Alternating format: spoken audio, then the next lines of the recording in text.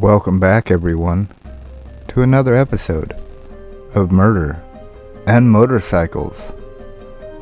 I do true crime content and motorcycle content on this channel, and combine them as well. Today, I have a story of darkness, of depravity, of dangers untold. I want to thank everyone who shows their support for this channel, keeps coming back and keeps offering me such kind words of encouragement. But without further ado, let's get in to this story. Our story today is about a woman's scorn. Have you ever run afoul of the lady in your life? Have you ever done something and wondered what kind of retribution would be sought as a reaction to what you've done? This story centers around the life and times of Candy Montgomery. Born November 15th, 1949, she was an American woman accused of murdering her lover's wife. Candace was but 30 years old at the time of these accusations. Married to Pat Montgomery, an electrical engineer. The couple had 2 children, a daughter and a son. They had moved to Collin County, Texas in 1977. They regularly attended their local Methodist church. Montgomery had become close friends with a woman by the name of Betty Gore. Betty Gore was a middle school teacher, and after meeting Betty at her church service, Gore, who lived nearby with her 2 children and her husband Alan, seemed to hit it off. But what was happening behind closed doors was far more nefarious, far more lust-filled, and far more deceitful than anyone knew. An extramarital affair that, when it had run its course, the quiet township of Collin County would be forever changed, forever haunted by the brutality that unfolded between these 2 ladies. History has no shortage of axe murderers. There was the Axe Man of New Orleans. There was the Villisca axe murders, happened here in my home state of Iowa. And there was Candy Montgomery. Candace started as an army brat, a base kid. Her father was in the U.S. Army and a radar technician by trade. He had been stationed at many military bases over the years, which forced the family to move frequently. As she was growing up, by the early 1970s, she was working as a secretary, and she'd meet her future husband, the electrical engineer, Pat Montgomery. And at first, everything seemed peaceful. The first couple of years of their marriage, they were pretty uneventful. No issues, nothing really to report. The newlyweds quickly had a couple children in quick succession. The couple had a daughter, young Jenny, born in 1973, and right after their son Ian in 1974. And it was not until this family, the Montgomerys, had left their urban home and headed to the small town of Fairview in Collin County, Texas in 1977 that the ongoing decay for Candy, the everyday spirit-breaking monotony of domestic life would begin to really take its toll on her and Pat's relationship. This was a place where people moved to because they're trying to get away from Dallas, which was growing at such a rate. It was but 20 miles away. Busy, crowded, and crime-riddled. One of the main gathering places in the area was that small church, the Methodist Church of Lucas. And again, that's where Candy met Betty. Both ladies were super involved in the church. Loved it. Couldn't get enough of it. And they became tied at the hip, as they say, for many years to come. Candace confided in Betty. She was her closest friend and confidant. She confided that she wanted to have affairs, but she was married. She felt her life had grown stagnant. And eventually, Candace did engage in an extramarital affair with Betty's husband, Alan.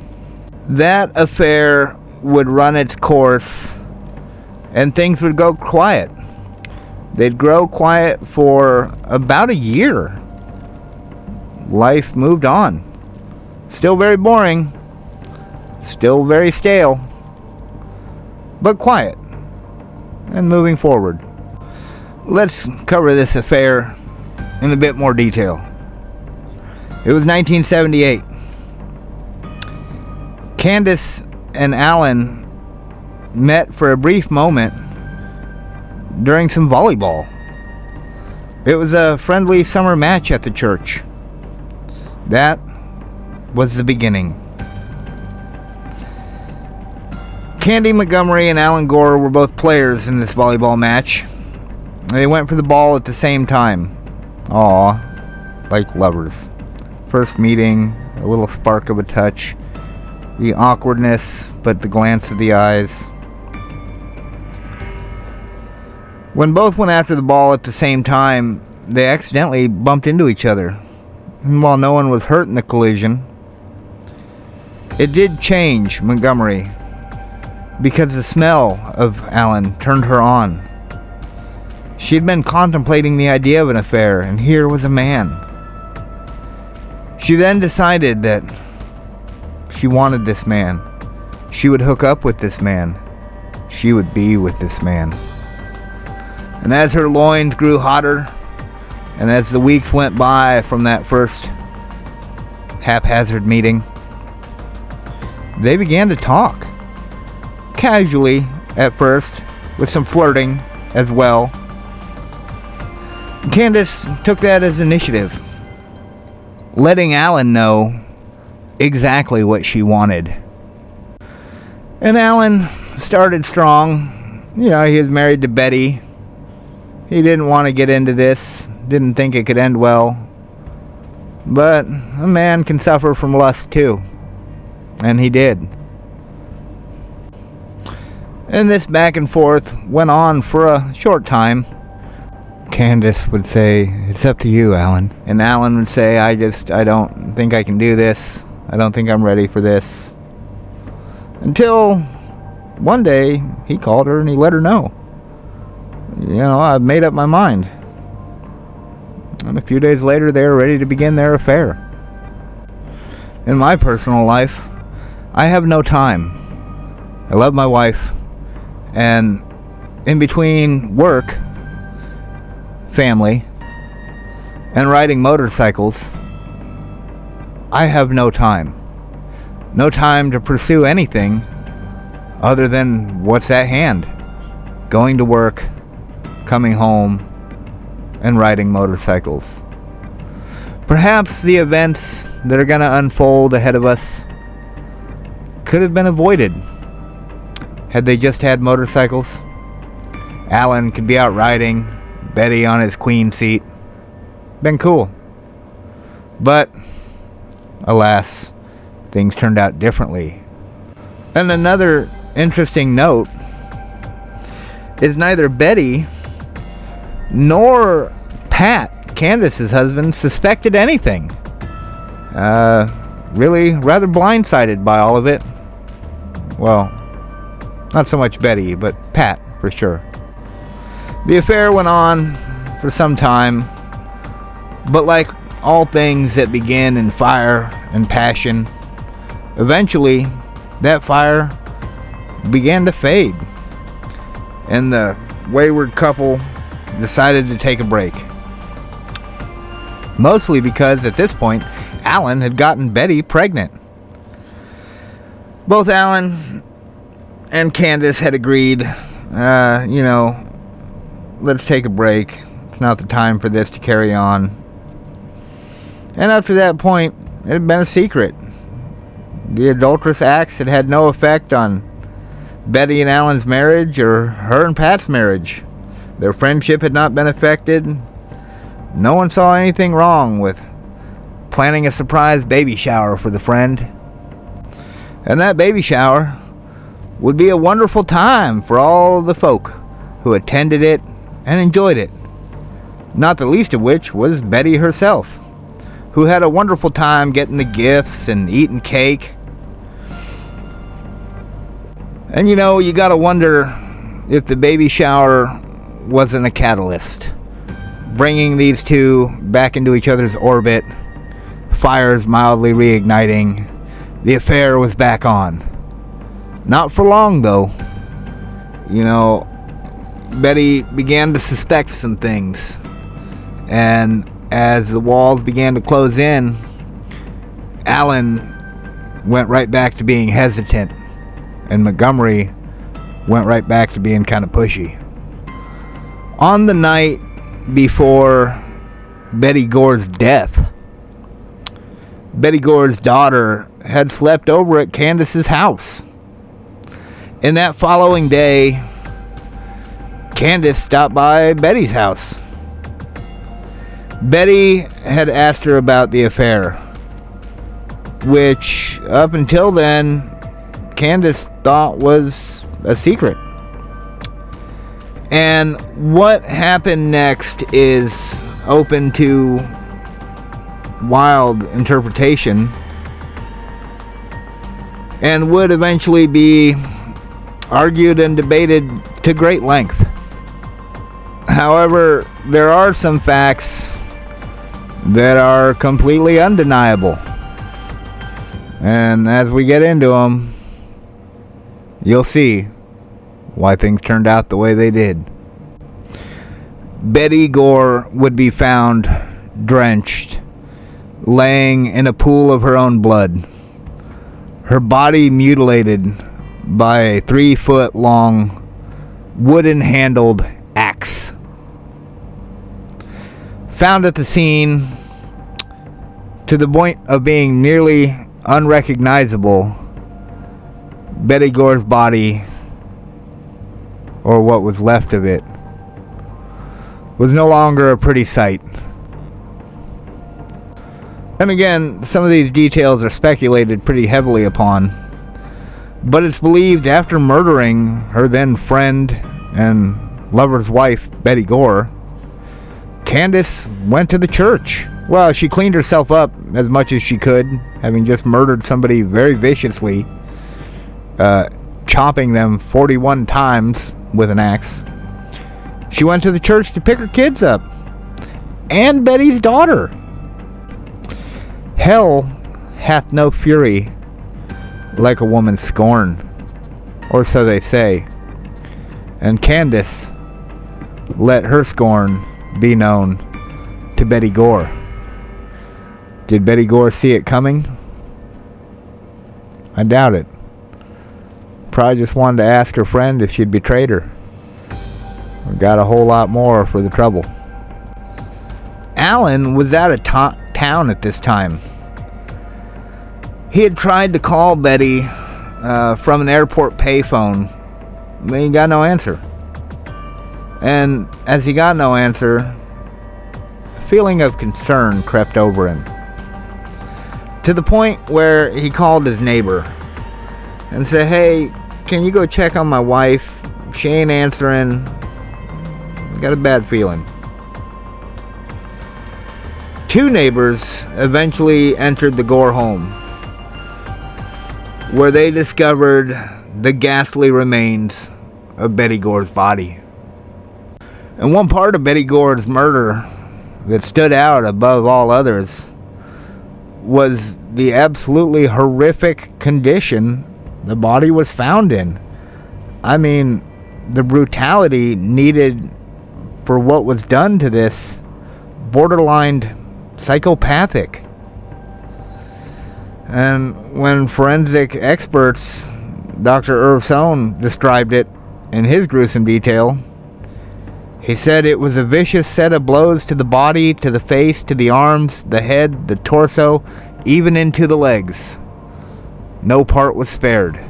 The crime scene was so absolutely horrific, ghastly, even nightmarish, that state law enforcement initially believed the killer must have had a very dark imagination, and that had to play a part in this murder. Collin County Sheriff's Deputy Steve Diffenbaugh had told people it looked like a scene from a horror film. It was a Friday the 13th, and our thought was someone had copycatted that movie, The Shining. They considered it a classic, and it was released in May 1980, a month before the Gore murder. And while it deals with the supernatural, it also shows very real terror inflicted by an axe-wielding maniac. According to the coroner, there were 41 wounds in total, and 28 of them were on her head and her face. Investigators quickly figured out the last person to see Betty alive was Candace, and they had some questions for her. When Candace was interviewed by the police, she provided a story that was really quite difficult for police to believe, and through continued questioning, police began to punch holes in it. They weren't even sure really at the time if she was capable of carrying out such a horrendous attack. This small lady. And it wasn't until Alan, Betty's husband, revealed to police the details of the extramarital affair that investigators began to take a harder look at Candace. Having a clear motive for this murder, police went ahead and charged Candace with the murder of Betty Gore. Candace was able to hire a lawyer, actually a member of her church, a man by the name of Don Crowder. He had never handled a murder trial in his life. He typically worked on personal injury cases. He and Candace had flew to Houston, where they met with a psychiatrist, and she underwent hypnosis in an attempt to dredge up or follow up on questions and maybe memories of what happened on that fateful day, the day of Betty Gore's murder, in a hopes that it would be beneficial to their defense. It was also during one of these sessions that Montgomery allegedly revealed her absolute hatred for Betty Gore. Candace and her attorney returned to Texas, where they added one more to their legal team's roster, Robert Udashin. And while both the attorneys lacked the major experience involved in criminal trials, the similarities mostly ended there. The two men's behavior during this case were very different, diametrically opposed, especially when it came to interacting with the press. When being interviewed, Udashin revealed how his colleague enjoyed being in the spotlight, was looking for his 15 minutes of fame, and said he loved it he kept on giving them all this misinformation. And Udashin said at the time, I was afraid that the district attorney had no idea what our defense was going to be until we were in court. Udashin had read bad press before. It was a story from the Dallas Times talking about they dared police to arrest him. And it made him very leery about talking to reporters, as he should have been. Robert was much more reserved and ultimately came up with Candace's legal defense strategy, which ultimately led to her acquittal. After the defense team was provided with expert psychiatric advice, Robert worked closely with his fellow defense team member Elaine Carpenter to prove that Candace was not guilty of the murder, but not because of insanity or something like that. But over the course of the conversations the attorney had had with her, he was the first to really believe and pursue this shocking explanation as to why Montgomery had actually killed Betty Gore in self-defense. You see, Robert knew that when looking in the faces of a jury, he was going to have to explain the extreme level of overkill that Candace had went to with the axe and the extreme maiming of Betty Gore's body that was left in its wake. And the only thing he could see was self-defense. She was so afraid that she overreacted, and the murder became quadrupled in ferocity and intensity when the fight or flight reflex was initiated in poor, scared Candace's mind. Don Crowder, the other attorney involved here, would go in front of the media, and when he told them that it was her intent to claim self-defense, which seemed unimaginable and perhaps pretty foolhardy given there was 41 chops destroying this small woman's body. But I mean, that's what they were going with. Robert had two crack psychiatrists come out and talk about how they had hypnotized Candace. Dr. Fred Fasten, he testified that during the struggle with Betty over the axe, that it would eventually take the latter's life. And Candace had gone through what he called a dissociative reaction. And this meant that, in his opinion, she had reacted so fiercely in the moment of great distress that she was literally unaware of how many times she had struck Betty's body with the axe. He also propounded that a childhood trauma may have also played a role in her actions. And the real twist of this case, emotions on high, people watching from the edges of their seats, listening to the details as they emerged, was that the jury believed the defense's case as well. That it was a case of self-defense. And that plea was accepted. And Candace Montgomery was acquitted on all charges. One juror in particular, Alice Doherty Rowley, had told the Dallas Morning News that the jury was not hung up on the alleged murder of Betty Gore.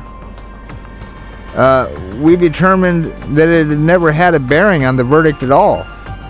Whether it was a gunshot or 1,000 whacks, she said, it was a clear-cut case of dissociative destruction. The attorney, Don Crowder, was blabbing his mouth so much that the Judge Ryan, had to put in a gag order against him to stop him from revealing details to the media.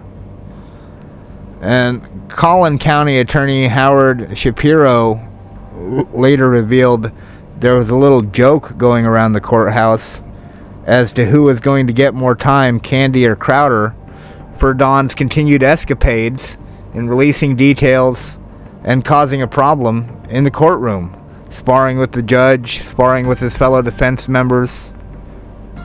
some joke. So, there you go. Candace is absolved of her murder. Well, you know, acquitted. And given all that had went down there in their picturesque little town, they decided to move the family. The family moved to Georgia. And Candy and her husband Pat stayed together. In the aftermath of the trial, but before eventually getting divorced, Candy's believed to be going by her maiden name, Candace Wheeler. She lives in Georgia somewhere where she works, and potentially in the mental health field, helping both teens and adults who are struggling. The murder of Betty Gore sounds like something out of a vintage horror movie. The plots, the twists, the turns, this all sounds like something you'd find in literature or a classy film. So much so that it was adapted for the big screen. The adaptation of the story, a TV movie called A Killing in a Small Town, aired on CBS. Hulu came out with a 5-episode limited series called Candy, starring Jessica Biel in the title role. And that began streaming in May of 2022. And finally, HBO's Max came out with Love and Death, starring Elizabeth Olsen. And it's set to premiere in 2023. If you want to know more about the Candy Montgomery axe murder, there's some shows to watch. And plenty of people have done this case, this story, covered it probably better than me, but did they cover it on two wheels? I don't think so. Because that's what I do. Here on the channel, I do true crime stories and motorcycle content. Sometimes a combination of them both. If you've sat through this story, if you've made it to the end, I want to pat you on the back, shake your hand, and say thank you. This has been a long one. Almost 30 minutes of me telling the tale of the murder of Betty Gore at the axe-wielding hands of Candy Montgomery. Friend turned destroyer. Friend turned adulterer. And with that, we'll bring this to an end. If you guys haven't already, please take a chance to like and subscribe. If you're not, hit that bell if you want to stay up to date on all things Bleak Rides. Come and follow along on the Bleak Rides Discord, where we talk about all kinds of cases of true crime, injustice, justice, and alike. There's a section for motorcycles. There's even a small section for charity work. I have a Patreon. Anyone who throws $1 into the hat each month in the Patreon, just know you're doing a good deed. When the dollars reach enough, I donate them to a charity, and then I thank everyone that I can. But with that, that's all I got for you. Please check out another video.